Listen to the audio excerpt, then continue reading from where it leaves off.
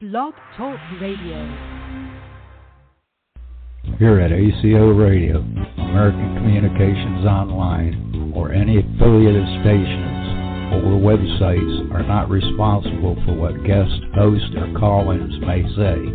All programming is intended for informational and entertainment purposes only.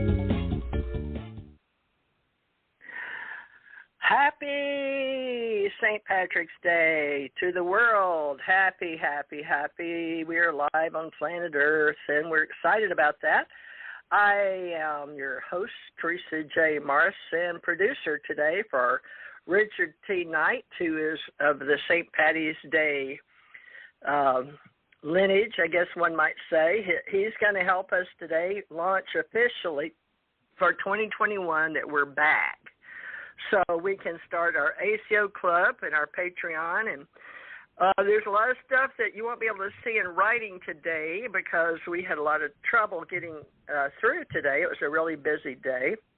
But I will do my best to introduce you to Patreon.com is where we're using the software to put our different groups together. But ACO club is going to be the acronym, and the holding company, I guess you could say, for our people, because we're going to use the brand. And I'm building a community called American Communications Online, which we do all kind of things out there for all the entrepreneurs and business people and people that enjoy what we do. And we are going to be sharing philosophy and history and parapsychology and metaphysics and the cosmos.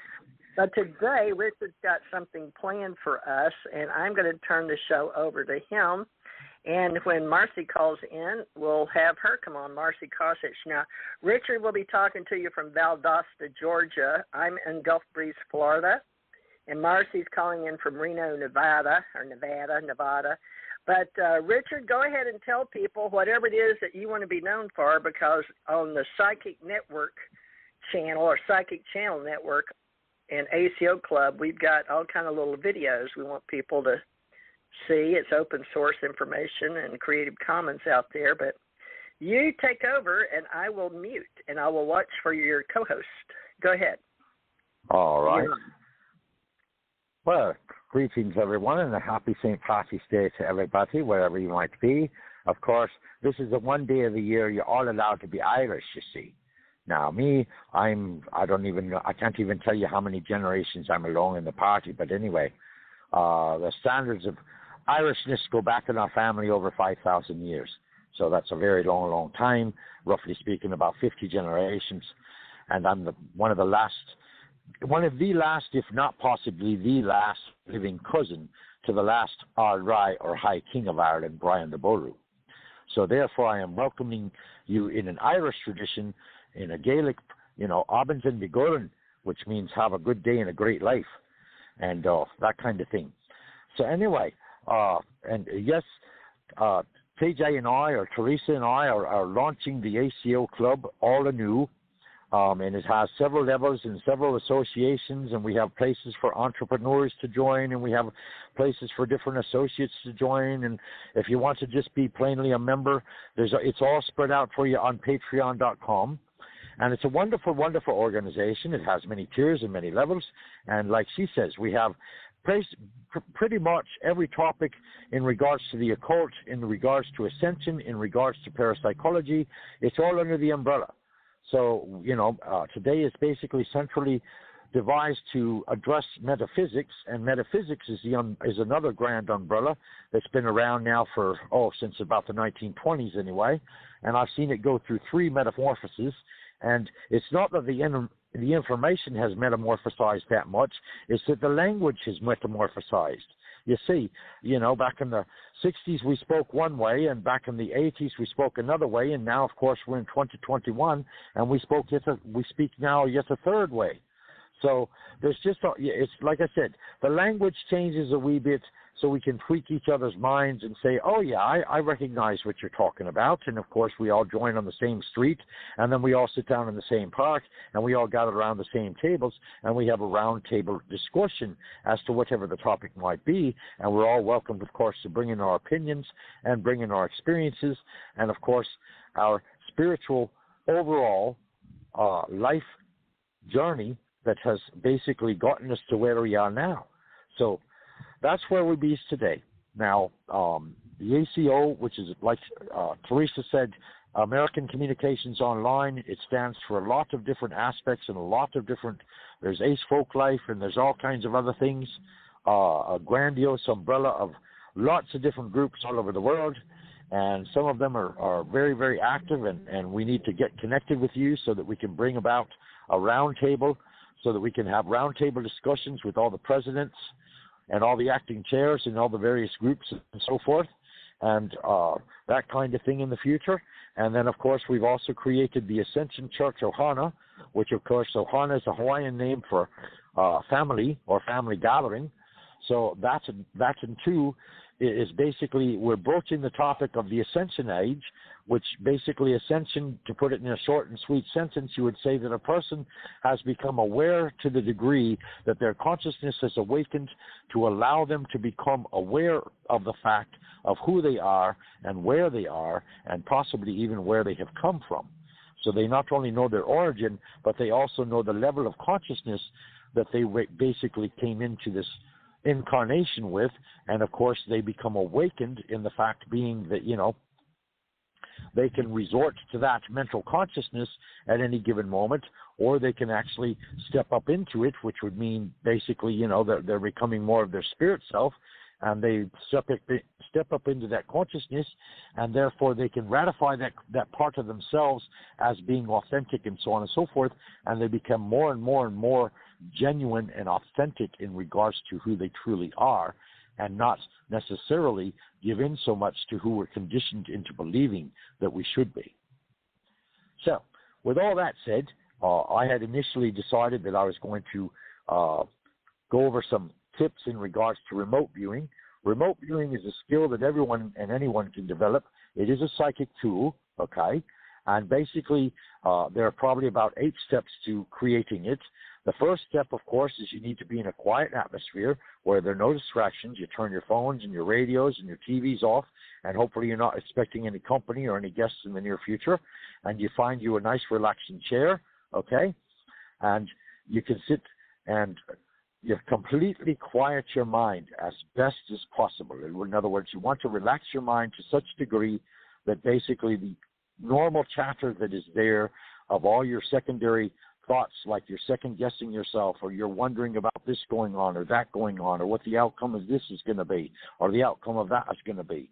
You allow all that to just basically go dim down so that it basically just becomes part of the background until eventually you don't even notice it anymore. So it's an altered state from the aspect being that you're in a state of meditation because you've quieted your mind, but at the same time you're also very wide awake. Now, you know, I'm sure everyone is very familiar with your imagination, and our imagination is also a very good tool. It allows you to create artistically any scene or anybody or any particular location or buildings or anything of that nature, and you can focus your mind, allowing your imagination to bring forward a vision into the center of your forehead, or what they call the brow chakra, which is also your third eye, okay? And you sit there and you just take any images you might have, and let's say you take a piece of paper and a pencil or whatever, and you just draw whatever image immediately comes to your mind, okay?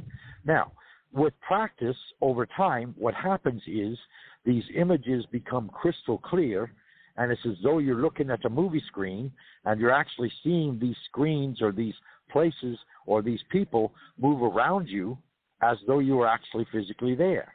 And this is what is termed remote viewing, okay?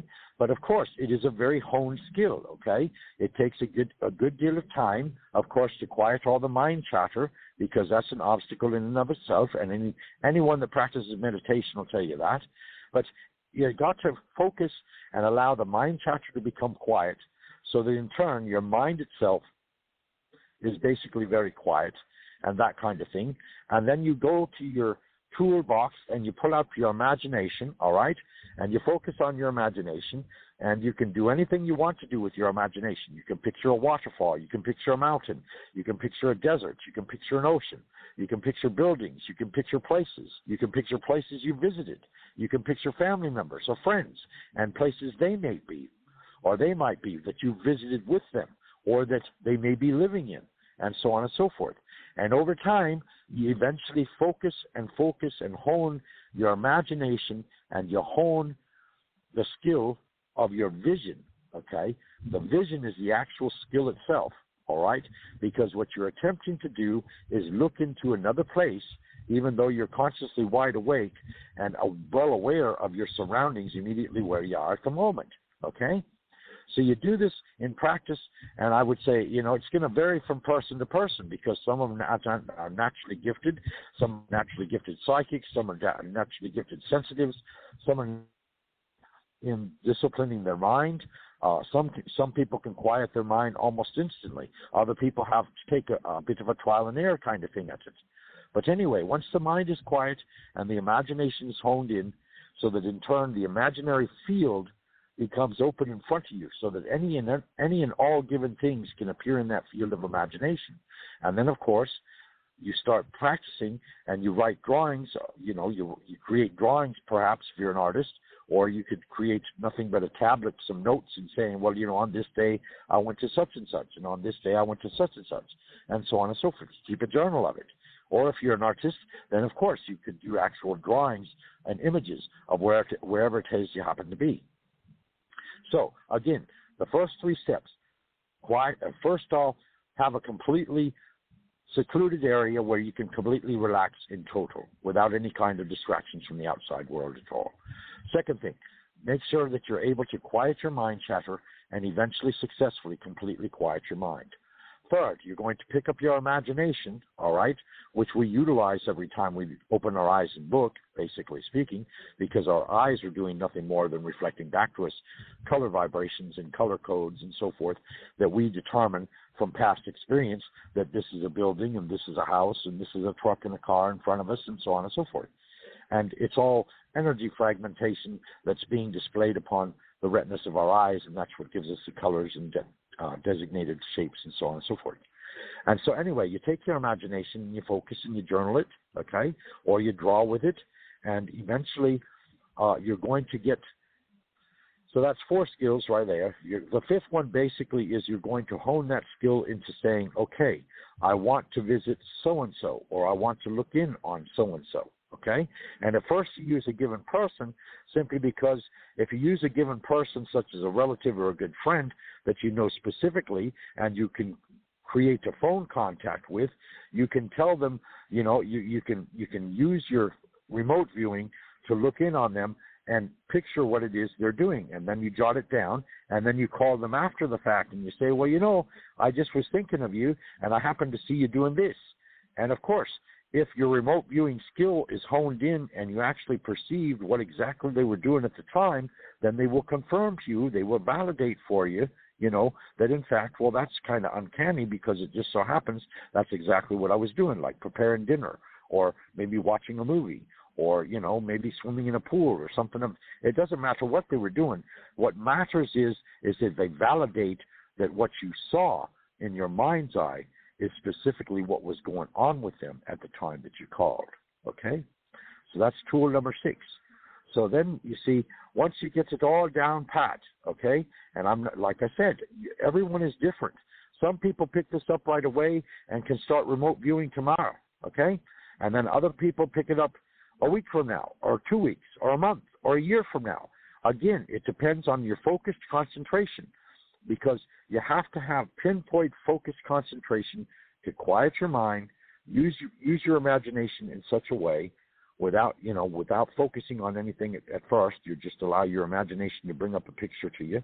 And then in turn, you're going to focus it, tune into a specific person or friend, family member, whoever, and you're going to see what they are doing. And then in turn, you're going to draw or make notes thereof and call them after the fact, and they're going to verify that what you saw was true. And then in turn, of course, you begin using this gift on a regular basis, and the more you use it, excuse me, the more you use it, the more skilled and completely pinpoint accurate you become, because you're constantly using it. And it becomes like any other mental tool that you possess in your mind. And that's, in a nutshell, remote viewing. Now, of course, there are also other similar events, and they're called out-of-body experiences, okay? And these are basically, they can be dream states, but they can also be states of the mind, from the aspect being that, you want to be in a certain place, okay? And again, you're relaxed, and your will is so strong that that's where you want to be. It's like for a brief few seconds, or even possibly a brief few minutes, all right? Suddenly it's like you're in more than one place at the same time, because not only are you where you are physically in the real reality of where you're living, or where you're staying at, or where you happen to be physically, but all of a sudden you have this perception that you're actually somewhere else, okay? And now, of course, we do this all the time in our dreams, okay? Our dreams take over our imagination, and they take over our consciousness to the largest extent. And part of our consciousness goes to sleep, which basically closes out all that mental chatter that you normally have to kind of argue yourself out of to a degree. And you go into the dream state, and of course there are several different layers of dream state. You can have vivid dreams, which basically are dreams that are so real, they actually oftentimes wake you up, because you believe wholeheartedly that what's transpiring as a dream is actually something that you're living out at the moment. And so you might become wide awake with that. Then, of course, there are controlled dreams, where you actually are not only in a vivid dream, but you're actually taking control of the dream and saying, okay, well, I'm going to experience this, and I'm going to interact with that, and I'm going to speak to so-and-so, and so on and so forth. And this is what you call a controlled vivid dream, okay? And then in addition to that, of course, there are regular dreams, where basically 90% of the time we don't even remember them, or if we do, they really have to be very significant or very odd for us to have a memory of them when we awaken. And then, of course, there's wishful dreams, where you just go to bed with the most pleasant thoughts, and allow your dreams to take you wherever the pleasant thought is, okay? And that's another layer. And then, of course, there are out-of-body experiences, which are normally also in this vein referred to as astral projection. Now, in astral projection, it is said that the spirit of the person's body, or the spirit consciousness of the given individual person, okay, lays down in bed, relaxes completely, and you can use mantras, which is, various vocalized chants, or you can use mudras, which is drawing sigils in the air, or you can focus your attention on a candle flame, or you can focus your attention on a particular painting that you like, or you can focus your attention on music that relaxes you. Any of these tools are all good tools, from the aspect being that you're pulling your focused attention away from your normal conscious mind and focusing on whatever the item happens to be, okay? And once again, this is something that we do every night, but we are seldom, if ever, conscious of it. It's said commonly that most people travel 100 times a week. That's a great deal of traveling, but we don't remember most of it. Now, of course, in astral traveling, your spiritual conscious self is leaving your body behind, okay? And sometimes people experience like a great rush of energy as they're stepping out. Some people can actually look back and see their body relaxed completely in the bed, okay? They can look down on themselves, and then in turn they're whisked away to what I would classify as either fields of energy or fields of vibration, or possibly even dimensions themselves, okay? In which case, the astral plane it's a different dimension from what we experience here, in the fact being that this is a plane of existence where spirits themselves can interact with each other with no hamperage from a physical being. In other words, our energetic spiritual selves can go and actually have conversations with all kinds of persons at any given moment in anywhere in the astral plane, and the astral plane is a very, very large place. So in turn, you have a great dialogue, say with a past teacher or some kind of instruction, or even meet other beings from other dimensions, because the astral plane allows, it's kind of like a playground between dimensions. In other words, any and all dimension travelers can actually meet there and interact with each other, usually through conversation or the exchange of information and that kind of thing, and then in turn you return to your body. Well, fortunately, there is what they call a silver cord, okay? And the silver cord is like an energetic link between your spiritual consciousness and your actual physical body. And this cord, or silver link or silver cord as it's called, basically stays attached to your consciousness the whole time that you're away from your body. So if something happens in the room where you're physically at, okay, and it disturbs your body in any way, you might suddenly find yourself rushed back to your body, and that would be called kind of like a forced return, okay? And these can be semi-dangerous from the aspect being that you're rushing into your body and your spiritual consciousness has not had the advantage of being a slow return, rather it's a rushed return. And I only say it's dangerous in the fact being that you're going to feel rather strange once again that you're in your body because you were just outside of it, and so you're going to be somewhat confused or possibly even scattered about. You may feel a scattered sensation in your mind. You may feel a scattered sensation in your brain. You could, if you had just come away from somewhere very distant, you could even find that your pulse were up, and your heartbeat is beating 100 or 200 beats a minute and all this kind of thing, because you're excited about where you just came from. And so this is astral travel, okay? And it's been written about thousands of times. There's hundreds of books out there about it, and they all are basically going to tell you the same thing. Now, you can also use guides. You can also use assistants to help you actually leave your body, especially if you've never done it before, at least on a conscious level. Then, of course, you might want the assistance of a close friend or possibly a relative or a spirit guide, or any of even a being from an entirely different dimension could actually come and assist you in helping you get out or come out of your body on a spiritual conscious level. Because naturally, normally, our spiritual consciousness is the highest port of consciousness that we actually have while we're alive. And our regular consciousness, of course, is that which is our mental selves, our emotional selves, and our psychic selves to some extent. And then, of course, you have your lower consciousness, which is the consciousness of your body. And, of course, we have the autonomic nervous system, which basically runs our body as far as our breathing and that kind of thing for us, and our heartbeats. We don't have to tell our bodies to, make our hearts beat, or we don't have to remind our bodies to breathe. That's done automatically for us. So all of that good stuff goes on. And then, so you could look at it kind of in an aspect of being layered, okay? You have your physical self, with your physical senses, and of course all of your internal workings and harmonious systems, is your nervous system and all this kind of stuff, all laid out in your body, okay?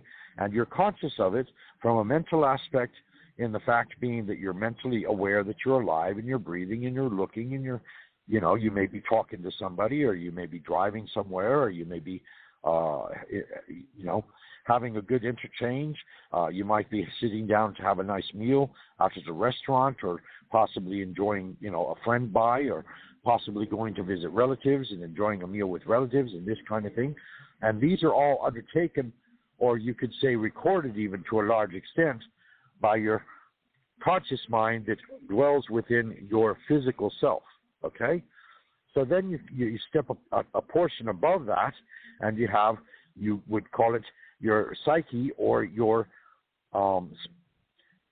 the gifts that you may have intuitively, okay, such as the clairs, like clairsentience, clairaudience, all of these different faculties that match your physical senses, only they're on a psychic level rather than just limited to your physical self.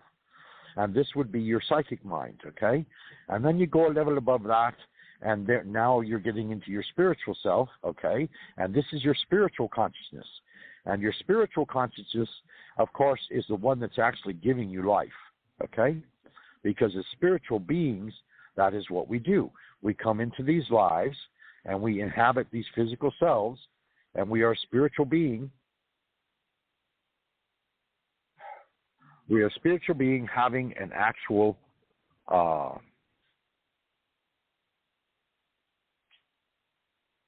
we're spiritual beings having an actual physical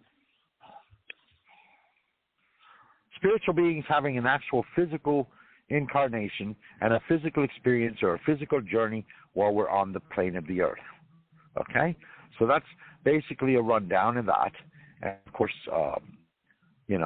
I don't know if Marci has joined us. TJ, if you would like to come back in, you're welcome to come back in. But that was basically the pretty much because I want everybody to be aware that there are several aspects of your consciousness, and it's very, very important that you understand this, because when we start talking ascension, we are talking about to give an individual awakening to become more authentically who they are, okay? And the person we're speaking of, in fact, is their spiritual consciousness. All right, I'll speak spiritually that Marci Kosich has joined us, and I'm here too. So, Richard, what would you like to do? Let's do a roundtable discussion today on metaphysics with Marci Kosich of Reno, Nevada, and yours truly. We're all empaths, and we are all going to be teaching classes with others. A lot of our friends are all in the same metaphysical community, heart math, or ascension this or ascension that, and portals to other dimensions. And a lot of the events we have in 2021 are simply setting up groups for their people in their groups and all their social media groups, which people know that's free, Facebook and LinkedIn and Twitter and all that. But, we're all out there, and a lot of us are practitioners, and a lot of us want to know each other, and then we'll meet at the events. But right now, we'll start doing a few more radio shows, Fridays, Saturdays maybe. But, Marci, you want to say hi to everybody and introduce yourself? And Richard started off here, and then we'll go from there. But go ahead and introduce yourself, please. Hi, my name is Marci, and I'm clairvoyant, clairaudient, clairsentient, and an author, and I do tones, and I've incorporated a lot of my different experiences from what I learned from when I was born up until now. And like Richard was talking about astral projection, when I was about 18, I was like dabbling in all this stuff, and my boyfriend had to move to Florida. So I would hear him telepathically, because what we do is we have these psychic lines, or what they call cords, and the cords can be very, very thin, or they could be very, very thick. And a lot of times I would hear him telepathically, and the more connected we are, the more thicker we have these cords. So sometimes we astrally project to those people, or people think that we're crazy because we're hearing them. And part of our spirit isn't even aware it goes to where it is. But when I did talk to Jim, when I was about like 18, I said, I'm seeing you, because he's from Mississippi and Florida. And I said, I'm seeing you wearing like a gray hat with rings, and he was saying he was wearing a coon hat, which I guess is a raccoon hat. You guys in the South may know more than I do. But it's been different journeys and experiences. Also, when I was doing off-air work and I started working there, and I was driving the car, and the father was like, oh, you're out of your body. I didn't know what that meant. So there's been different elements and energies and dimensions, because dimensions are just levels of consciousness. So the fifth dimension is a frequency, the third dimension is a frequency, and as we get higher and higher on our dimensions, we get higher and higher hertzes. And so we will see, feel, and hear different dimensions on energies that are going on. So I thought I was going crazy, because I would see, feel, and hear all this stuff that I didn't know anything about before. So on all this, a lot of times when I work on people, being a medic intuitive, I will astral project to the person, and I will pull out the energy levels, or my guides will pull out energy levels of stuff that people can't see or feel or hear. And another thing, as far as doing healing work, it's really impossible to work on yourself. You can't be objective. So I would go to Richard. I would go to several of my friends. I would go to what you see, feel, and hear that's going on. I was talking to Shauna yesterday, and she goes, there's a green diamond emerald that's right next to your heart chakra.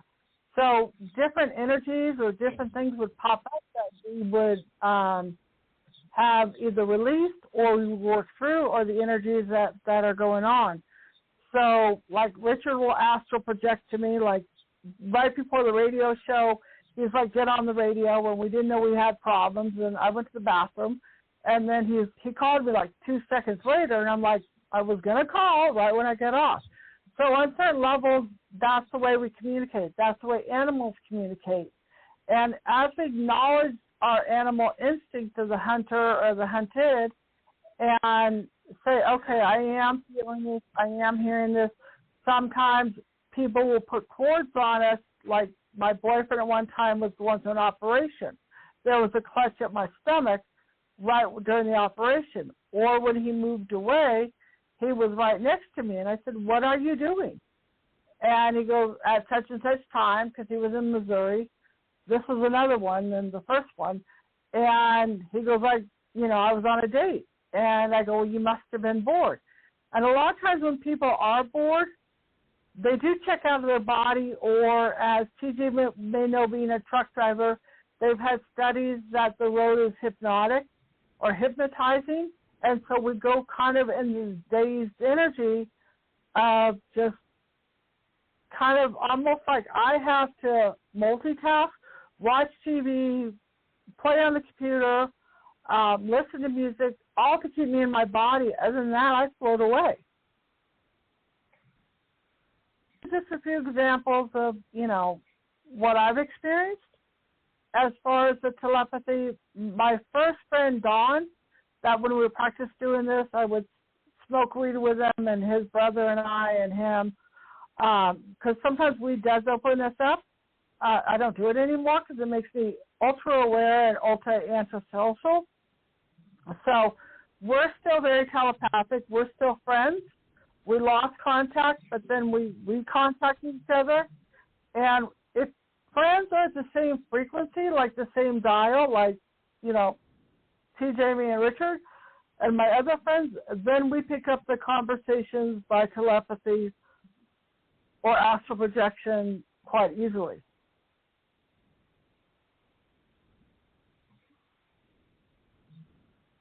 TJ? I'm done. Can you hear me? I have been on mute. Yeah, I can hear you fine. I hear you. All right. Well, Richard, on Metaphysics, and today it's St. Patrick's Day. Do we want to do anything special to let people know that they can get in touch with us on social media? But we're not just about social media, because we want to build something much more for people, kindred spirits, to find each other. But we're asking anyone, anything paranormal or metaphysical, so they get spiritual in nature, if they would like to let us know what they're about. And they, too, can join our group, and we'll be more than happy to speak with them. But what topics do you feel comfortable with for today? Since I apologize to everybody, we got an hour late start. Nothing we all three could do about it, because it was internally with Box Nest and Zagaya and Rick getting on. But anyway, we worked it out. So sometimes you just got to be persistent. I wasn't real sure. None of us were real sure. But, Richard, during the time, you were telling me there's no St. Patrick's Day celebrations or anything. Is that just in Valdosta, or you mean worldwide? I mean, I'm pretty sure that's nationwide, simply because the pandemic restrictions are still in place, where people are supposed to be masking when they go out in public. They're supposed to keep 6 feet apart and all of this. And now, it's varying from state to state, because naturally the governors are the ones that set the rules and the laws and the policies for their particular state. And, of course, Texas has lifted some of the restrictions, but they still are holding out. Some of the restrictions are still in place. So, with no large gatherings of people, that being one of the foremost restrictions, then, of course, there's not going to be any parades, okay? And there's not going to be any huge public gatherings, which would normally, normally when you have a parade for St. Patty's Day, for example, you'd probably have, who knows, a couple of thousand people lined up on each side of the street as the floats and the various participants of the parade come down the middle of the road. And, sometimes you'd be throwing necklaces, and sometimes you'd be throwing little small trinkets and gifts, and the Shriners would be involved, and all kinds of various groups would take part in the celebration of St. Patty's Day. But, as far as this particular city, no, this particular city has not really been known. But you go due east of us to Savannah, and Savannah has one of the largest St. Patty's parades in the East Coast, okay, outside of New York and Chicago, of course. And last year it was completely canceled. As far as I know, this year it's not taking place today either. All right. Well, we can at least talk about the St. Patrick's Day origins, folks, and celebration. Now, a global celebration of Irish culture, a lot of us understand, and you think of the St. Patrick because it's Saint of Ireland in the history, but you can pull it up if you want and just look on History Channel. I don't know if they're going to have a special, but it looks like they have a history back celebrated March 17th, anniversary of the death of this 5th century Irishman who, History Channel logo will get out of the way. I'm just pulling, I'll cite my sources, History Channel. It falls during the Christian season of Lent. Irish families would traditionally attend church in the morning and celebrate in the afternoon. But Lenten prohibitions against that consumption of meat were waived, and the people would dance and drink and feast on traditional meal of Irish bacon and cabbage, which is very well known in my family. Now, funny, Jews don't, a lot of them still believe don't split hoof or eat pork. I'm not sure, but I know the Muslim people don't. And anyway, bacon and cabbage, or corned beef and cabbage you'll hear, or pork and cabbage, or anyway, that's what you're supposed to be. Something green, and we wear green, and that symbolizes Irish patriotism. And American immigrants flourished in the Irish Age, which my relatives were a lot of Irish. As far, I haven't done my blood, but let's all of us think about 23andMe or Ancestry.com and put in that 100 or 200 to see whatever it is, to see who we really are according to our blood. But Irish had societies like the Friendly Sons of St. Patrick and the Hibernian Society, Hibernian, Hibernian, Hibernian Society. They'd hold parades and have bagpipes, which began popular in Scottish and British armies, and drums. So a lot of you may not know, but they formed a New York official St. Patrick's Day, and it would have been the world's oldest civilian parade, largest in the United States, with over 150,000 participants. Wow. Every year, nearly 3 million people lined up along the watch, and takes more than 5 hours. And also Boston, Chicago, Philadelphia, and Savannah also celebrate this. And you said Savannah, didn't you? In 2020, yep. But in 2020, the parade at New York was one of the first major events to be canceled due to the recent COVID-19 pandemic. It was canceled in 2021. So you're right. So there's no Irish bagpipes. I guess it's Scottish. Let me tell you about my family, because I have to have potatoes around. I know that sounds funny, folks, but a part of me, the Boltons were from the UK, Bolton, England, and all that. So we've got those in my family, and the Kellys, the Irish Kellys, and I got some famous Kelly up there in the family. It's in my book here. I can go pull off the shelf and show you things. They were some famous person, but we all have this religious belief and our unusual accents, which, we all get used to each other. In the American Protestant majority were immigrants, and they were troubled back in the day. Apparently the Irish was very low when they came over. A lot of them became police officers. But they were not thought of much, and things changed. But we had to have potatoes around, and there was a potato famine. And I don't know if you guys are familiar with that, but the Great Potato Famine, if you look in your genealogy, you'll see some of your people came over to Ireland, from Ireland, in 1845. There was close to 1 million poor and uneducated Irish Catholics, poor, and they escaped because of starvation. They got on the ships. A lot of them died coming over. But despised for their religions, their alien religious beliefs, it says, and unfamiliar accents, that the immigrants had trouble finding jobs, any kind of job. So Irish American in countries, cities, took to the street on St. Patrick's Day to celebrate their heritage, to bring more attention to it for the newspapers, and even though they got portrayed as drunks and, it says here, I'm just reading off History Channel, violent monkeys. The American Irish soon began to realize their large and growing numbers, endowed with political power, they had yet to be exploited. So they started to organize and vote. They made a voting bloc known as the Green Machine, because as an important swing, they swung votes for political hopefuls. So suddenly, all of a sudden, annual St. Patty Day parades became a show of strength for the Irish Americans in New York and Chicago and Cincinnati and Savannah, and strength of Irish Americans. So they had to attend this, and that event made them slow. I guess they got into the political candidates. So 1948, President Harry Truman attended the New York St. Patty's Day Parade, and a proud moment for the Irish Americans who had to fight stereotypes and racial prejudice in the New World. Now, the city, when I lived in Chicago, they dyed the river green, and that was really cool. And that started in 1962. I was over at Great Lakes in the military and would take that. Well, I took airplanes in and out, of course, but I would ride the train in to the big windy city.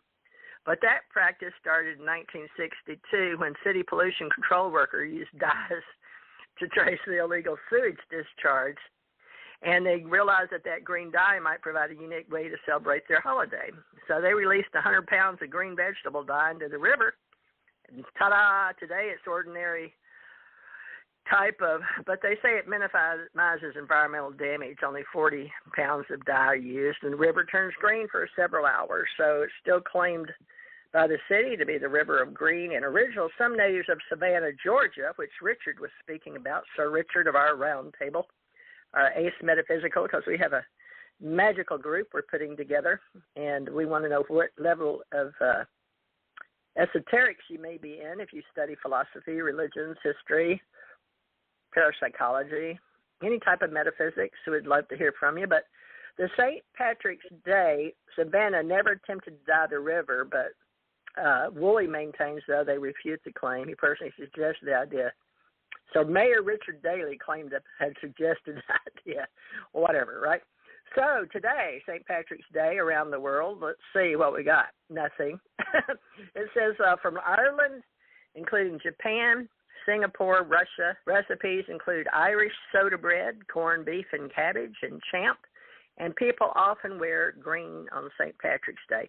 Now, I don't know if any of you know about that pinching thing, but when I was a kid in the 50s, if you didn't wear green, somebody'd come up and pinch you.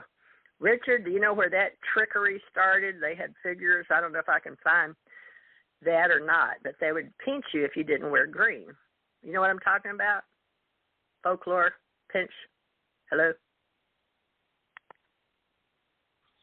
I think that was a division between, going back a long, long ways back, but, there was always a rivalry between the English and the Irish. And, of course, England continued to own and hold sway over Northern Ireland.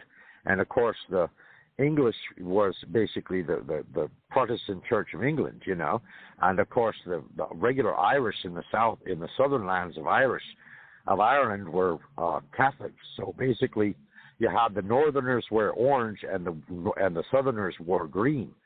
So basically, if you weren't wearing green on St. Patty's Day, they pinched you because that would indicate that you, as a reminder that, hey, we've got it better over here than you do. kind of a sort of thing, kind of a teasing gesture, you could say. And of course, when it come along to the United States, to this day it's still practiced, although not near as widespread as it once was, and that's basically you're supposed to wear green in honor of the Irish, in honor of St. Patty, but of course there's a long history of St. Patrick, and I mean I happen to know it pretty well, simply because, as having been clergy for a good long time. But I mean, St. Patty became a bishop by Rome, and he was basically consecrated, and he was sent on a mission to the Isle of Ireland, and he was supposed to cast out all the snakes. Well, the snakes, of course, weren't literal snakes, because on an island you very seldom have snakes, since snakes are land animals, and an island is not conducive to snakes for the most part. So anyway, the snakes they were referring to were all other religions. That's what the snakes were supposed to represent, was all the religions on the island, other than, of course, Roman Catholicism. And, of course, Patrick basically turned his back on Rome and said, no, I won't be to doing that, because, it's just not right. You shouldn't be forcing people to look one way or study one particular religion or whatever. And, of course, at one point in time, they even threatened to excommunicate him, which means that, when a pope excommunicates a person, it means that they're no longer a member of the flock. And, of course, in turn, their vestments of office, such as his bishopric, would have been removed from him. But anyway, he went down in history, of course, as a bishop, the bishop of the Irish, of the Emerald Isle, and that's why he's remembered to this day. Well, we have a story of the little people, folks. I think it's only appropriate. We do leprechauns. So there's an icon used, especially when I was a little kid going to school in America, in Monroe, Louisiana. We had little leprechauns, and they're little folk. You may see them on Lucky Charms, the cereal. You know what I'm talking about, small-bodied fellow, belief in, something's coming through. Huh? Somebody's sucking or something. It's a weird sound, like sucking. Don't get too close to the. Don't get too close to the mic. In between muting. So back to the leprechauns. They had the bite pipe in their mouth. You know what they were known for? It was Luberson, but they fixed the weed tip folk. Oh, goodness. So belief in fairies, tiny men, women, they actually had magical powers for good or evil. That was in our folklores, our leprechauns with cranky souls, responsible for mending the shoes of all the other fairies. Now, we still have little people, and we don't call them, some of them we call little people. Some of them have different names. And they sure don't like the word midget, but that we've seen in circuses, but that's why they don't like it anymore. So we don't do any kind of racial slurs, but we need to be, with the leprechauns are real, and History.com editors, thank you, because they updated it access March 17th today with History.com. So I want everybody to be motivated to raise your consciousness, to be mindful that we don't care what color you are, race, color, creed, your religion, any of that with our group, and that's the way it should be worldwide, and that's what we're going to put out there.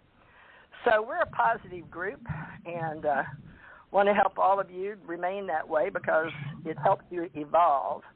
Don't you think, Richard? But I like leprechauns, and I like the myths and the fables, but do you have any you want to share today that would make us want to do St. Patty's Day every year again, maybe after this year or something? Celebrate? Well, I would certainly hope so. I mean, just because we aren't able to have parades and so forth, there's always the Irish tradition, of sharing a meal together and drinking back some good ale, such as Guinness or any of the other Irish brews that are made over there. But it's a celebration of family. It's a celebration of coming together.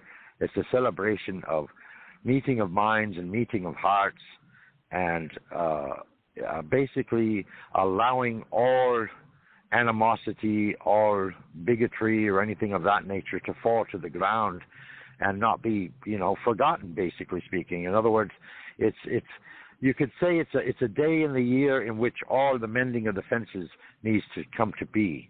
So in other words, instead of there being all this separateness, it's all one big happy family, in all respects and so forth. Of course, now when it comes to the wee people, there's thousands of tales about them, and of course they have underground civilizations, basically speaking, with all kinds of towns under the in fairy forts and the likes, and of course it is said that where mushrooms bloom, okay, there are oftentimes fairy forts, and these fairy forts are like hill-like places in the woods that are kind of clear, but they're surrounded by mushrooms, like in a circle, okay? And that indicates that particular mound of the ground is actually an entranceway into the fairy forts themselves, into the homes of the wee people. And that, it used to be said that if you went straying in the woods late at night and there was a mist of fog come over you, you needed to be very, very careful as to where you stepped, because if you offended a fairy by, say, crushing or stepping on a mushroom, that in turn you could actually be whisked away underground into these fairy forts, and there the world would change drastically, because you'd no longer be the size that you were as a human being, rather you'd be reconstructed as a small person yourself. And that in turn, they could weave all kinds of spells around you and on you and everything else and change your whole reality. And they could keep you there for as long as they deigned to do so, because you were being held there by magic. Now, of course, magic is described in many, many different ways in many, many different cultures, but principally it's basically having an ability that is not common. In other words, an ability that cannot be regulated, or an ability that cannot be understood because it is not common in its origin. So therefore, if you're talking wee people and leprechauns and all these fairies and all them peoples, then in turn, of course, they are riddled with magic, okay? And this magic has the ability to change things and to change people and to change places and all kinds of things. So anyway, there's been lots of tales about, men being taken under the hill forts and marrying beautiful queens that, belong to the fairies and to the leprechauns and so on and so forth. And then in turn, they stayed there for the rest of their lives. And then there's been other occasions where they were only enchanted and they were brought into the fairy forts for only a few hours or perhaps a couple of days, and then again released again as a human being. And they would usually find themselves completely disoriented and not aware of where they've been or not aware of where they are at the moment. So they have to, get their act together, you could say. They have to decide where it is that they are and exactly what they're to do next and all this kind of thing, because now they have this big hole in their memory, sort of, kind of, but it's there, but it's not there. In other words, since they have no conscious memory of what's transpired, there's really not a hole. It's just that they're only become consciously aware of where they are right now. They have no conscious memory of what happened yesterday. So, we welcome all the fairies and all those of you that study the fairies, if you believe in fairies. And I know growing up we believed in fairy tales, but there's different people believing in different things when they got started. So we welcome anybody that's writing articles on history of the Fae, F-A-E, and there was TV shows about the Fae and the different things that they do and how they can play trickeries on you. And Peter Pan had one. You got the most famous, I guess, thanks to Disney, is Tinkerbell. But there was some, believe it or not, when a magical spell was the god transforms godmother Cinderella into Cinderella's fate of drudgery and enchantment. And she had little bitty tiny beings that were actually smaller than a pumpkin. They turned the mice into these little men, original folklore. The 12th century English scholar and canon lawyer, writings of Gervase of Tilbury, Gervase. So all of you people that are writers and history people, remember this 12th century English scholar and canon lawyer that wrote about fairies. Now, they've been going on for a long time, and of course they're part of our enchanted places with animals. And also for the good and the evil. So there were some that had spirits and sprites. And, you'll have to go and look yourself as to what you feel like fairies have evolved into. Back in time when the mysterious places were filled with fairies that Richard talked about, some cast spells and curses. In Ireland in particular, they have referring names like the little people, the gentry are the neighbors. Can you imagine talking about the neighbors? C.S. Lewis, author of the Chronicles of Narnia. I think that's you, Richard. When you breathe in, I think that your phone is picking that up. You'll be able to hear it back. But today, at least he's breathing, folks. He's not blocking the fairy path. So you're right. There's fairy paths and hills that have these little paths that you've seen that they thought were made by some animals or whatever, but they would be haunted cottages as well. And some were built with back doors along the front and along the back of the little fairy cottages, and they had little fairy passes. So this was written about in Irish in the Irish colonies, stories and legends, and these are some names, flying varieties. Oh, yeah, a lot of them flew, didn't they, like Tinkerbell. They had pixies and elves and goblins and trolls and leprechauns with the most common species. And I grew up, had a book about pixies, The Fairy Tree by Richard Doyle in 1865. So there's a famous, I guess, painting, traditional stories. Or maybe it just says The Fairy Tree by Richard Doyle, 1865. So they have all sizes, shapes, and types. So you know that we're not making this up, of course. You folks know that. But how does the magic, Marci, get in here. How does the magic that we hold so dear, that we know can be true and that we can create our own reality? We have good fairies and I guess not so nice sprites and all that. But, we've always had these stories. Did you grow up listening to fairy tales at all, Marci? Do you know? I just, I have, my ex, he's Irish. I swear to God, he's like an incarnation from an elf. He's got big green eyes. Another friend of mine, Tweed, was a fairy. And even Eileen, when I Skype with her, I told her she has fairy energy. So some of them are incarnate in physical bodies. They're just ultra sensitive to a lot of things. Again, it's back to frequency. As you raise your frequency, because a lot of the spirits and the guides cannot deal with our dense energy of the carbon energy of shame, fear, guilt. The more I clear out, the more I will, and Richard will confirm it, and Sean, I will draw it. I will see fairies. I will see unicorns. I will see different energies that are going on, or the sirens that are hearing, that we hear those sounds. So it's all, once we raise our vibration and our frequency, then the dimensions of the different ones that are going on. One time I bought a big dragon at Baldini's with my comps, and this was when I was channeling with Elohim. I didn't know that they were real. I didn't know what was going on, and I was told, it's like, oh, your dragon is protecting the other dragons that are coming in. And, Richard and Shauna picked up, I have a golden dragon with me. Once we get to certain, like I said, frequency like a dial, they will communicate with us. They will be around us, and then they will start talking to us or giving us visions that are going on. But you have to be really, really high for them to be able, because they're a lighter frequency than this heavy, dense energy we have around us. So on my altar, I have fairies, I have dragons, I have elves. I was kind of upset with my son a few years ago because I bought a cake with on top of it was a leprechaun with a rainbow, and I put it aside. And I'm like, well, where did it go? And he goes, well, I threw it away.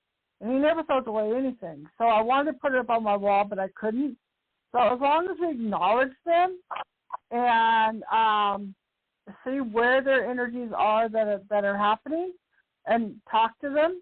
Then they hear us. We just have to hear or see or feel what they're communicating to us. Sometimes they have things disappear. My son had like a stuffed unicorn one time, and it ended up in the next room the next day. I've had crystals disappear. You were talking about the fairy in your crystal. They will communicate. They will move things around, which is called apports, or they will bring things to you out of the middle of nowhere. I'm sorry. People think I'm through doing the show, but I want to talk about. Hold on. I want to talk about all that. Hi, Angela. I'm still on the radio for an hour. We got started late. That's okay. All right. So with the people, you said the people next to us that guide us are, some people call it a parallel reality. I don't know if you guys want to talk about that. Reality. They talk to each other, and it's like when Abby was channeling Elohim, or she would see the orbs, because a lot of times that's what they are, and she's like, they're delegating who's going to talk, or they talk to other people to come in. So it's almost like they have their own communications that are going on. They decide who they're going to talk, or what they're going to say, or what we need to learn as far as our abilities or our awareness or our love, or, whatever you want to fill in the blank on that. So there's many, many of them. Since some of us are involved with them, we can say that fairies do exist, and there's theories of ancient origins on how they all permeated in the collective human consciousness. But some write it off as myths and legends that can't see them. Right. But there was Harry Houdini and the great Sherlock Holmes that did believe, and there was some girls back in the day that caught some pictures out, but there's still, whether they were proven, some yes and some no. But, here's the deal. With our folklore and legends and the memories of us as a species, we roll over into another colony of myth, legend, and thought. But it says that when the tales of who we are and those things that we don't really understand, they're sophisticated tools that can use to interpret human experiences happening that can help us understand the reality of ourselves, because we really only see through the filters and the lenses that we create called reality, and we create our own truth. And it is that we are creating our own consciousness out there, folks. That's what the experience is all about. So just because we can't see other cultures, ancient aliens, ancient origins, or humanity's past, or the fairies, or the fae, or any type, doesn't mean they don't exist. It just means you have not explored or have not an open part of what you exist in your reality with your DNA or your molecules. And maybe some of us are here to get smarter and open up to the fact that there's other unexplained dimensions, places, worlds, histories, and human origins even that we're looking to explore. And I believe that's the port. We're opening up our own portal here with this radio show and the metaphysical portions of it. And I love the Fae and all of the stories of them, and I grew up with them and the mysterious phenomena, but now I was very logical, and I was an investigator most of my life, so I was sent out to just get the facts. But as I got the facts, I leaned more towards the things of science fiction and fantasy, but not until I was already into my career as law enforcement, criminal justice, investigator, send out, get the facts, travel the world, and evolve like law enforcement, investigator, government. But, as I've gotten older, I've mellowed out. Hung out with some tree huggers in my life out in Hawaii, had a spiritual journey, got to meet a fairy, or at least to fly in, show us a whole dimension that we didn't even know existed, took my breath away, opened up a portal.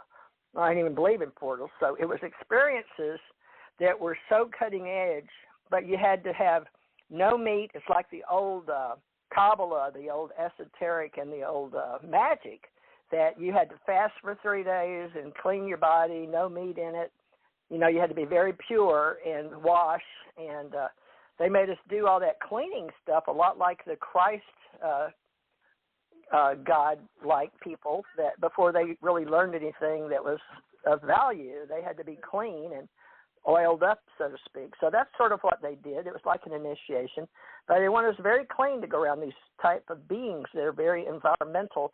Now, some of them call them environmentals, but this is something that we need to catalog with our group. So if you have any friends out there, Marci or Richard, that would like to help us, there's plenty of groups out there that do this. We could catalog and help find out who's doing it, and I'm sure there's plenty of people in art, you know, the Middle Earth like elves. There's an artist, well, there's all types of them, but in 1691, it looks like Aberfoyle, Scotland, Fairies of Aberfoyle. There's a beautiful painting I'm looking at. I can't see who did it. It looks like Aradia in the bottom. But anyway, people will let you do your own mysterious phenomena, history of the Fae. I connected with Eileen after the show, and we talked for, I don't know, about an hour and a half. She showed me her artwork where she's been all around the world, and I told her she has the fairy energy, and I suggested to her, I don't know if she's going to do it or not. I haven't talked to her since that, but she's also, we're reconnected. She has talked to Laura. They've been interconnected. But I suggested to her, put fairies in your artwork, because she showed me one picture was like a black jaguar. She said in South America, and also jaguar in it, and that's what she stopped doing it after the pandemic, but she's working on another one now, and it's almost like she's drawn to do these wonderful, and I could feel the energy more strongly with her artwork than anybody else coming out of the brilliant colors that she does. My daughter, and so there my are daughter artwork. just came in. Yeah. What? I get what my daughter just came in. I'll ask her to do a fairy. I'll have to show her. But yeah, maybe or some of our members that were are artists and help them just display it. A lot of them will do a small one that you can't really blow up and use, you know, because they want their art to be art original. But we are cataloging people's artwork around the world with various artists. So that would be a good deal for us to do. We've got so much to do, folks. Just let us know what you're interested in. Well, Marci, so are you suggesting that you'll help with some of these artists as they come in? Because everybody needs... Well, like Shauna is a fantastic artist, and she does the automatic drawings, but she doesn't want to be used for her abilities. But she has drawn dragons, she has drawn my little gray cloud, she has drawn all these other things. My friend Raven that I want you to incorporate with, she's in the UK. You did that reading for her, but because she's in the UK, she has a hard time Skyping. And Richard has connected with her also. And so I have my kind of elitist group that I have handpicked. A lot of people I've eliminated. I've had to let go a lot of my friends.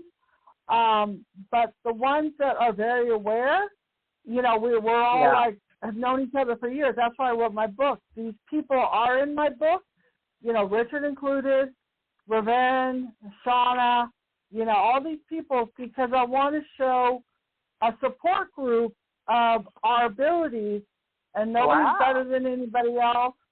That's a book. The book has channel drawings, channel paintings, you know, of my experiences. What's the name of this book? What's the name of this book? Remember I told you Theta, the T for tarot, H for healing, E for energy, T for tones, and A for ascension. Oh, and it's on Amazon. I've got a picture of you on this. Yeah, that's me holding my Theta book. So we have. That's my book. That's why I have it. This is my book about my life experiences from when I was born up until May, when I just got done working with mentally challenged people, and Richard was supporting me because he's like, "You're done with this," and my guides would say, "You're done," and then unfortunately, my friend Chris, he pulled something on me, and I had to drop my friendship with him. But he was a technical writer, and he helped. Plus, I worked on him and did tones. He lived in Reno. I may become friends with him somewhere in the future, but right now I just had to step back from him. And so he helped me write the book. We printed the books out, and my guides only said 56 pages. So it ended like in May. We got the book produced, and then I started back to working. And so it's got, Richard's story, it's got Shauna's story, and it's so great because they're now interconnecting with each other. Wow. How about that? That's an idea. Well, I asked Richard if he wanted to be a book. That's what we're working on. And okay. We're all interconnected. We're all a support system with it. And now, Laura's in it. And it was kind of funny where I'm like, if only one person can buy the book, then it's great. And I met Laura, and Laura and I became friends, and she's in the Bay Area, and we had lunch together with Chris, and Richard and Laura talked, and that's where we're all building this kind of web, or a ball web, whatever you want to call it. They're all now integrating with each other. Cool. Well, I'm glad y'all started that. And can you get that book on Amazon, or do you have to pay you and it's on email Amazon, and also my books are, it's like if you go Google, Marci Kosich, I'm all over the place. My tones are on YouTube under Marci Kosich, and then my book is We're After You, the Wizard. My friends and I, when we started out in our teens, was being psychic in our abilities, and there was nobody to help us. And the fate is more my journey and more advanced now with Richard, Shauna, Raven, all these other people of what I've had to go through to become whole, them, their support system, and that's what my mission is. Well, it seems like it's growing. So several people read it and really like the book. What? I guess it's all going to grow, the spiritual growth of individuals, and then it will blossom. And I'm saying that Ascension Center is all about blossoming and the divine healing and the source flow, so to speak, energy transfer, kinetic, magnetic. And, folks, we do share as mediums, and we use stones and crystals and cards and tarot, I Ching, color therapy, writing. You help a lot of writers, runes, astrology, art, of course, we've been talking about, psychometry, message therapy, numerology, music, healing, and, of course, the arts taking in the little people. But we also have space brothers and sisters, master teachers, avatars, past lifers, and we work with telepathy and medium trance, deep trance, and a lot of you that have been wanting to do trance channeling are just understanding how artists, writers, and musicians all channel and have their muses. There's all types of clarity that we're going to get, and we're all helping each other in the inner worlds and the outer worlds, and some of us have opened up portals, but we say do not follow where the path may lead. Go instead where there is no path and leave a trail. Well, that's easier said than done, which I found out. When I go try to don't follow but lead, go instead where there is no path and leave a trail. But that is one of our oldest sayings in our world of Ascension Masters. And I've got a lot of books out there too, but mine were all leading us up to the Ascension Age and how to be a life coach and the different types of life coaches, or how to know cosmology when it wasn't popular 10, 15 years ago. And now it's all getting to be the way it is. So we do change reality. And we want to know if you're into the foundation of self-improvement and well-being, and if you want to assist us in the Ascension Ancient Mystery Schools, because we're going to be working with the Psychic Awakening classes and start certifying again, and we certify every 3 years. But to be truthful, we had accumulated people with social media understanding that they wanted to get into our realization and into our lives, because so many people out there have their involvement in groups, and they're really not philosophical religions. We talk about all the old world religions, and a lot of our fae and magic and affected life it's metaphysical. We're metaphysicians, but we incorporate a lot of science. We do science, technology, engineering, and math, and the heart math and the oversoul, and working on how we're working with our whole entity, higher selves. Richard, you want to come back in here and talk about the future holds with bringing people in? We're going to let them discuss their dreams and feelings, and you want to have some workshops, or it's something we need to talk about with Marci and your friends that you've already created. Maybe we should have a special Zoom meeting or something for them all at one time to go through some of these, and we all get certified at once.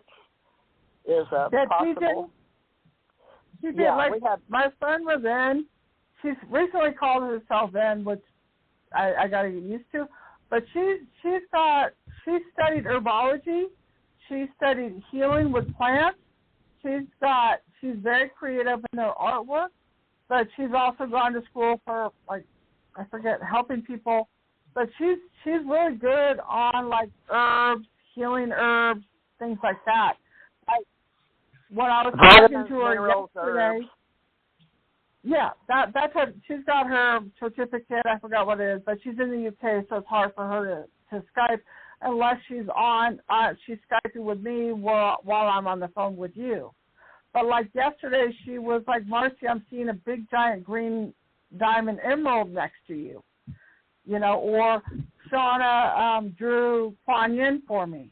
And she goes and had the lotus flower in her hand. So they will come up with inspirations. Richard will see things. We'll feel things. We'll hear things. And it's just as we're helping each other, each of us is growing. That's great. And that you're able to share that. So, folks, we are growing. We are in service to the planet. Oh, yeah. And our human consumptions and our conceptions, but we are stewards for the planet. The fairies can only lift so much, honestly. There are really little radiances, but they have a unified peace, and they do decide who they will and will not let them see, and that is really based a lot on your own faith, your strengths, and if you're fighting off your vices for virtues. So they prefer very virtuous people, from what I've been told when I went up the mountain. And so I got to hear a lot about loving nature and be kind to one another. And they were really big on all this. So I guess I didn't meet the sprites, or the pixies are the ones. I must admit the real good fairy types, because the universe that they opened up the door to, they had teachers with rainbows and radiant colors and all of that. So that'll be fun if we can learn how to lift. Now, one thing we want to work on is, yes, many, many groups are coming together. In March, I think 25th and 6th is the math, heart math. Drumbelow does the heart stuff.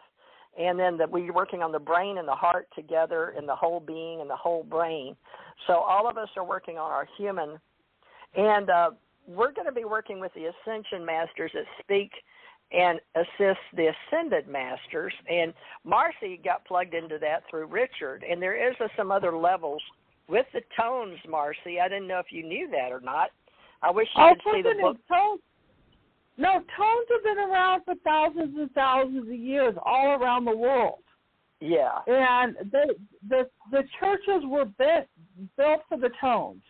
And that's why, when I said, when Elohim came in through Abby, I said, what do the tones do? They said the tones come in so that we can work on people's Akashic records. And so all the old would wake the people up in the churches, maybe. They'd vibrate. Because I sure noticed the difference. Yeah. The stones, they have in Ireland, they have a dome you go into. They have in Malta, they have in India.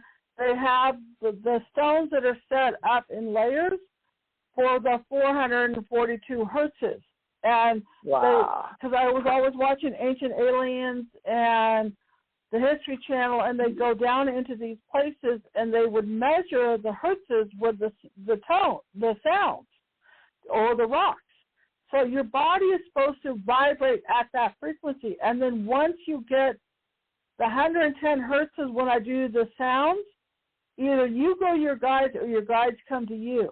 And so people will float, again, out of their body, or they will have their guides, like Richard and I and Shauna and Ravenna. This is our normal conversations, what guides or who's coming through, or what is happening to whatever we're doing the healing work on what's happening. And so we get verification from each other.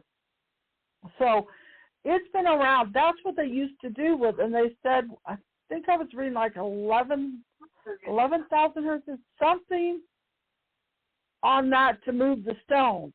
Or they have a guy that's a music teacher that videotaped, I keep on forgetting his name, but he figured out with the 200 to 300,000 hertzes, he has a videotape of cancer cells exploding.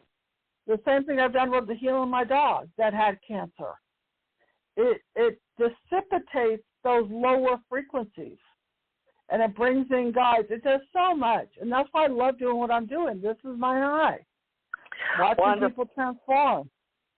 Well, folks, we're going to talk about unification and cooperation with each other, but integration and how to polarize ourselves to work with each other in the masculine, feminine, and procreation. But the foundation we're putting together is a blending of elements of this reality, but we're also blending in the etheric reality as well, the structural concepts for our mental and spiritual as well. But the one thing I was asked for creative order and help on the planet was evolutionary education channeling and also communication. So we're going to expand our senses intuitively. So knowing and sensing and facilitating that is what I do, but I had to go through many years of communication for channeling and I've spent 7 years over in Hawaii, and we did written and spoken word and inner vision, voice, sensing, taste, and smell. And we had initiates, and we became instinctive in our Buddhist temples, and we did the basic ohms and all of that.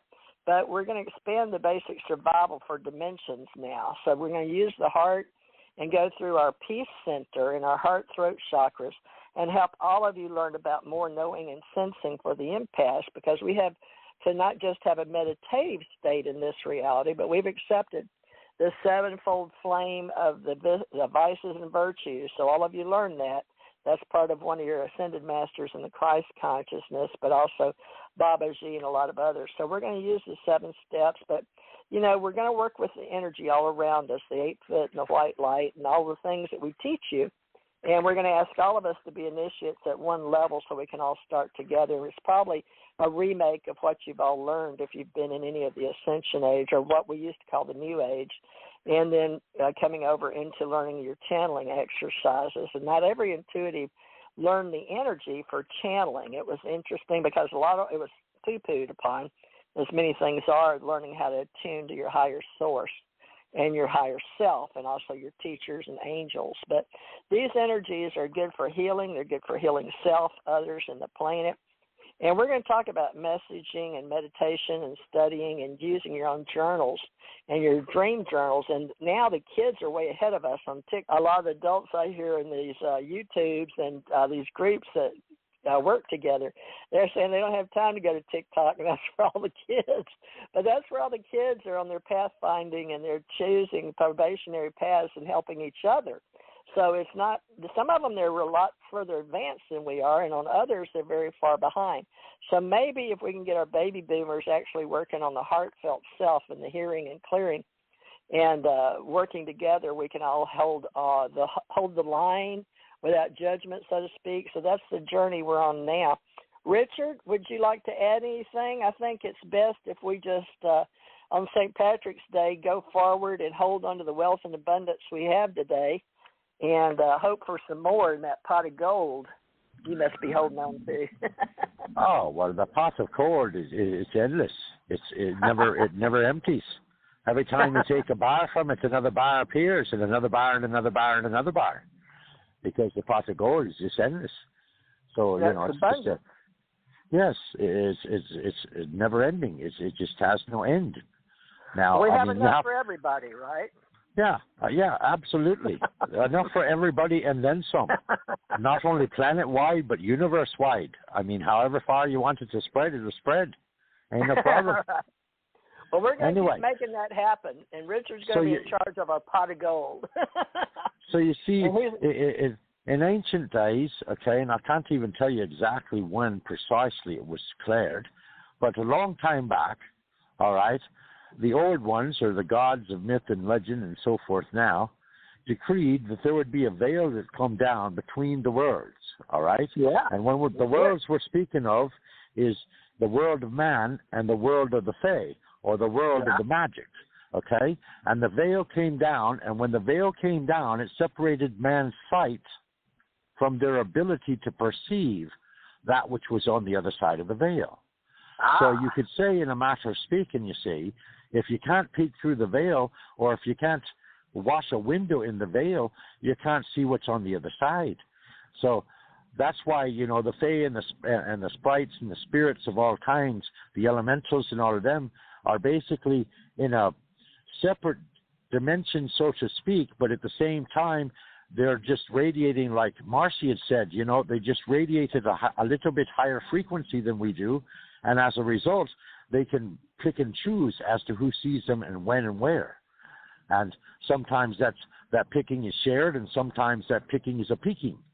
So if you got a window through into the veil, then of course you see all the wee folk and all the fairies and all them peoples, you know, like that whenever you so choose.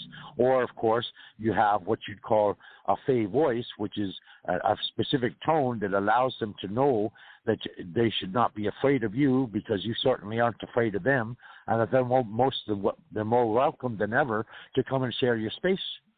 So anyway, the veil has over time gotten thinner and thinner and thinner and thinner, and now it's probably the thinnest it's ever been. So it's going to be an awakening not only to ourselves and all that we are capable of, but in reality all that surrounds us on all the various dimensions. I mean, I was reading an insight the other day, and I was being more or less told, or it was shared with me, you know, that the other side is actually the spirits that have passed to the other side are actually walking among us. The only reason we can't see them is, again, a difference of frequency and dimension. So if their vibrations and their frequencies are higher than ours, that would absolutely describe why it is, excuse me, explain why it is that we can't see them or hear them. But of course, a great many of us are born perceiving them as far as sight and sound goes and so forth. So there's really no problem there. I mean, I've been holding spiritual conversations with spirits all my life. So, you know, seeing them and perceiving them. But of course, now, you see, we have a good out nowadays, because you see, if you're walking down the street and you're holding a conversation with yourself, all you got to have is a YouTube device, you know, I mean, a Bluetooth device in your ear, and they think you're automatically talking on the phone, even though they don't see a phone in your hand. So you see, that way you can covertly be talking to spirit, and they don't even know you're doing so, because they presume that you must be caught up on a phone conversation somewhere, and they just don't happen to see the phone that's wedged in your pocket somewhere. Yeah, there's a lady going to dinner. You heard that. Richard? Yes. Okay, I understand that part, but when I would have telepathic conversations with people, as you guys know, I call it the Stevie Wonder look, because I get in these waves. And the telepathy I would have with people, I would try to stay normal, and people would see my eyes or my energy, and they're like, "Are you okay?" It's like, "Yeah, I'm fine." Or like I was telling Richard earlier, when I was in the middle of gambling, and I'd have these conversations with them, and they're like, "Oh, do max bet?" And I'm like, "I don't want to do max bet." And I'd be having these conversations. And then Abby would go, you're not doing what you're supposed to be doing, because I had many, many lessons on letting go and many, many levels of letting go. And it was kind of funny, like I just got done with the casinos where I don't want to gamble anymore, and then everything kind of shut down. My car got stolen. I'm down to the last few hours. I have money at home, but it was kind of funny. It was like that part of my life was done, but it was like always they'd be talking to me, either casinos or somebody was channeling through me, or somebody else I'd help to channel. He's like, "Oh, everybody's looking at you," and I'd be at the casinos, and they're like, "Oh, nobody's looking at me." I'm like, "Oh, they're all watching me." You know, it's like you get these things about you're unobserved, or they're coming through, or your energy, your waves, and people sense that at certain levels. They just don't know what it is. Oh, yeah. Well, I've had people go to dinner with me tonight, and sometimes I get in the car and I'm saying, are you talking to yourself? And there'll be a Bluetooth little bud in their ear. And it's really weird because people aren't even aware when they're getting around people that don't do that. I'm older, folks. I'll be 70. But I don't have one of those little things in my ear. And these kids are, hanging out with my kids in their 40s, And so they've got these things. And they're young people, but they still, they're young to me. But anyway, you're right. There's people that don't know that we talk to people on the other side, but, not everybody's willing to admit that. But we will hold this day, folks. Let me say Patrick was born in Britain. He was a Romanized family at the age of 16. So we're going to keep St. Patty's Day as our official coming out real person to you on talking to people on the other side with our group, okay? Sort of a fancy day that we know we're going to get together once a year and celebrate life, okay? When hopefully in the future we can do more than just meet on radio. But this guy he was torn by Irish raiders from the villa of his father, Calpurnius, a deacon and minor local official carried into slavery in Ireland. So he spent 6 bleak years as a herdsman, and he turned to faith. So upon dreaming that a ship in which he was to escape was ready, he fled his master and found passage to Britain. Well, we got to love him for dreaming that in his mind. So that came up, and he found the passage to Britain. So he saw that in his mind and had it in his face before it ever happened. So you got to love the guy. Then he came near to starvation, suffered briefly captivity where he was united with his family, but he had to pay a short visit to the continent, it says. So the best-known passage is the Confessio, which tells of a dream and his return to Britain, and which Victoricus delivered him a letterhead, the voice of the Irish. As he read it, he seemed to hear a certain company of Irish beseeching him to walk once more among them. So he was deeply moved by this. So he says, I could read no more. So nevertheless, the shortcomings of his education, he was reluctant to go out and respond to the call back to his old land. But on the eve of re-embarkation for Ireland, he was best beset by doubts of fitness. But once in the field, his hesitations vanished. So he got confident in the Lord. He journeyed far and wide, baptizing and confirming, and in an untiring zeal, it says. So in diplomatic fashion, he brought back gifts to a kinglet and a lawgiver and accepted none from any. And on this least occasion, he was cast into chains. On another, he addressed pathos of farewell converts, had been slain or kidnapped. Wow. So this guy had, it says, careful to deal with a non-Christian Irish, he nevertheless lived constant danger of martyrdom. Wow, he was a rebel, I guess. So the evocations that you may hear are called laborious episcopate, which he replies to his charge in great grief endorsed by his ecclesiastical superiors in Britain. He originally sought office for the sake of office, but he was a most humble-minded man, pouring for continuous pagan beliefs, or paying thanks to Maker had chosen him an instrument whereby multitudes had worshipped idols and unclean things. He became a people of the God. So the phenomena. What? Okay. So it is increasingly recognized that despite that occasional mirror or truth. Okay. St. Augustine, go talk to her and let her know we're going. The moral and spiritual greatness of a man shines through his rustic Latin. So I guess it was hard for him to speak Latin. Those guys. Now, Richard, I guess I can get on down here and read about it. The Pope Celestine 431 said at first bishop to the Irish believers in Christ. I don't get it. So did they not believe in Christ, or what's the deal on Patrick? Was he the Catholic pagans, or was he Christian? The pagans that basically, resided in the Isle didn't believe in the church. They'd never heard of Christ. They never heard of Christianity at all, period. So, basically he was what you would call called forth by God to spread the word about Christ in regards to, Christ representing salvation from the opinionated ways that they had come upon and so forth. And like I said, at one point in time, he was actually brought to Rome and made a bishop, and that's who made him the Bishop of Ireland. It was Rome, not a regular, not any other. He wasn't a bishop as far as I know as Britain is concerned. I don't believe he was ever raised to the bishopric by the English church. But anyway, yes, that was the thing. Both of them it looks like the Protestant Church of Ireland and the Roman Catholic Church. I don't know if they feud over him, or there's Northern Ireland at St. Paul, St. Patrick. He had the monastic school and a saint's well and bathhouse preserved down past. I guess you had to be clean, like we were talking about. You learned how to. You didn't have to walk around dirty all the time. So the Holy Trinity was this shamrock. So that's the new flower or three-leaved plant, one stalk.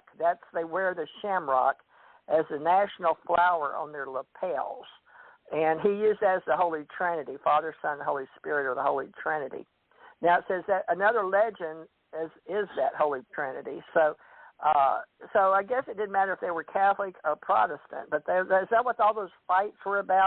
I'm sorry, but in my world religions, I remember the arguments, but I wasn't sure of what the arguments were over, except doctrine, right? So, well, the Protestant Church is the Church of England, and the Catholic Church is the Church of Rome.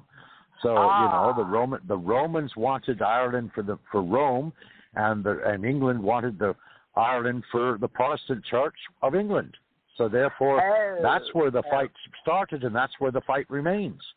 Well, thank you. In all my world religions I've studied, and I'd get to that part, and I guess I got tired because we were so close to the Trinity and the Christian doctrine and the unity of Father, Son, and Holy Spirit and the Godhead. I didn't know, well, did they believe in the Godhead or not? But it says the central Christian affirmations about God had the threefold figure, the Creator, Lord, and salvation, Father and Judge, as revealed in the Old Testament, but 2, the Lord, who incarnated figure of Jesus Christ, lived among human beings, was present in the midst as a resurrected one. And 3, the Holy Spirit was whom experienced the helper, our intercessor, in the power of the new life. So this is when all that started, and they had different groups and different denominations as, do you believe in the Holy Spirit and the dove, and that's the separate creator. So I can see how that could be.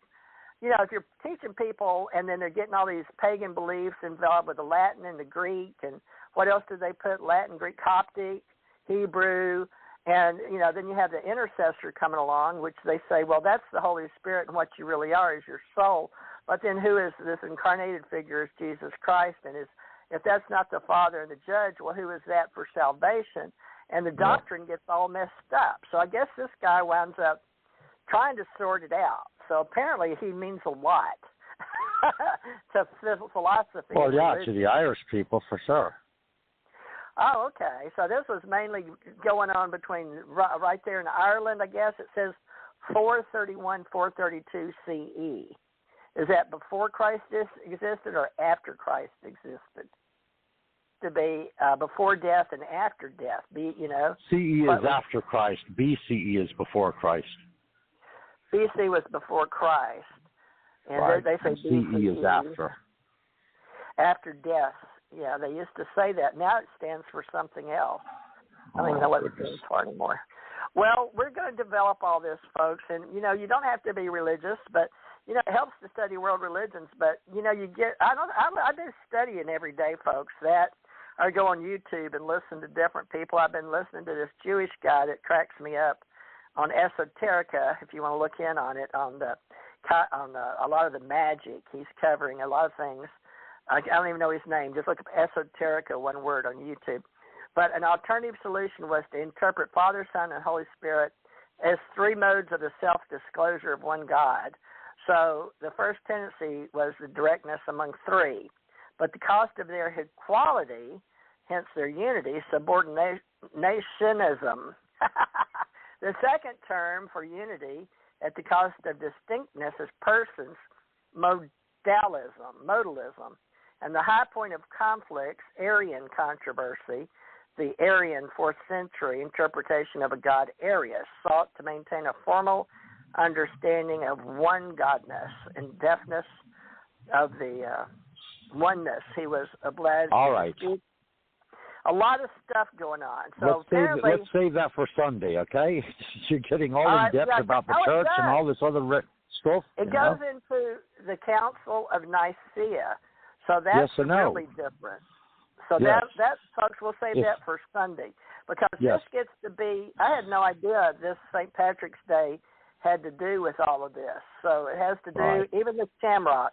So it all has some deep meaning besides the leprechaun. Oh yeah, definitely. The Irish to Christianity. Well, let's since we had a late start and I got people bugging me to death to go to dinner.